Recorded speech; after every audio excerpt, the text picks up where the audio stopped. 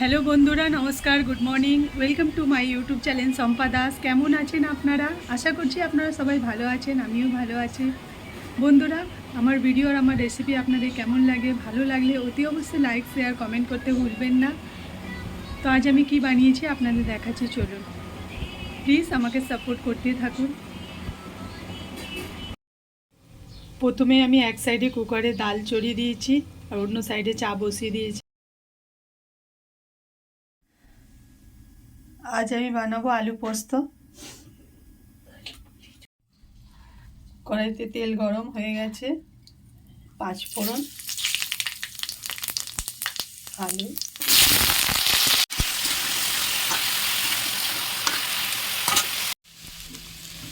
আলুটা একটু ভাজা ভাজা হয়ে গেলে ওতে জল অ্যাড করে দেবো।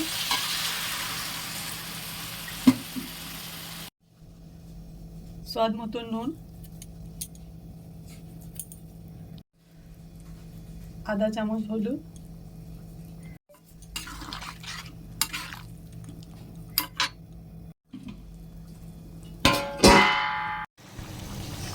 আলুগুলো সেদ্ধ হয়ে গেলে এতে অ্যাড করে দেবো পোস্ত আর কাঁচা লঙ্কা বাটা।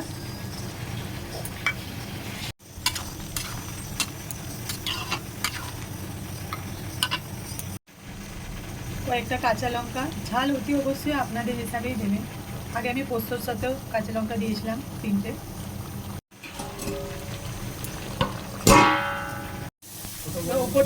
ওপর দিয়ে 1 চামচ সরষের তেল।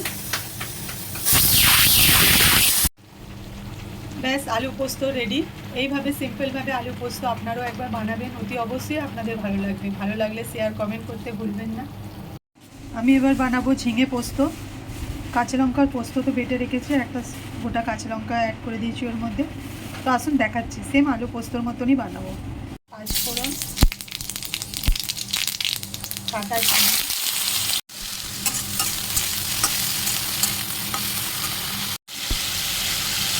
ঝিঙেটা ভাজা ভাজা হয়ে গেলে এটা অ্যাড করে দেবো সামান্য একটু হলুদ, স্বাদ মতো নুন,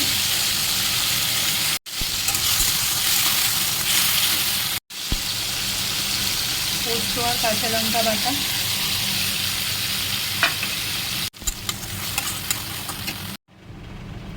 ঝিঙে পোস্ত রেডি। ছুটি শেষ, আজ থেকে স্কুল চালু। যাবো না, যেতেই হবে, ফার্স্ট ডে তো যেতেই হবে।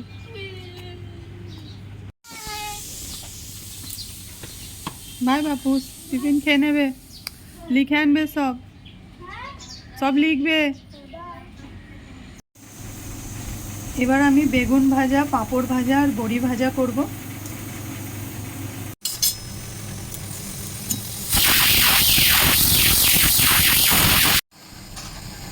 বড়ি ভাজা করবো এবার।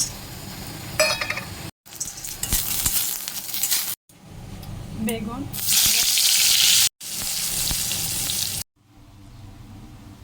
আমি বানাবো শাক আর বেগুন। 5 ফোড়ন আর শুকনো লঙ্কা,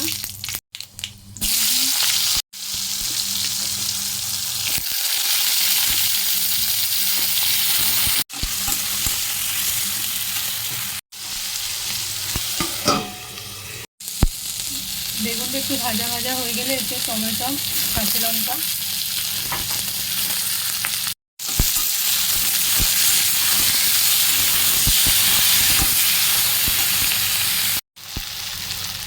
সামান্য একটু হলুদ, পরিমাণ মতন নুন,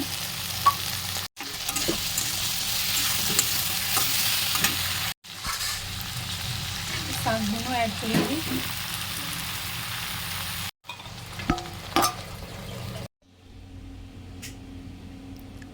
আমার সমস্ত রান্না হয়ে গেছে।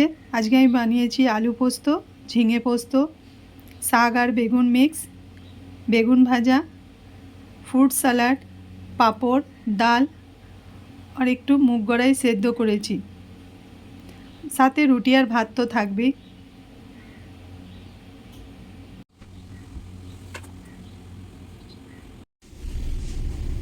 বন্ধুরা, আমি পৌঁছে গেছি অফিসে। এই ভিডিওটা আমি এখানেই শেষ করলাম। দেখা হবে আবার নেক্সট ভিডিওতে।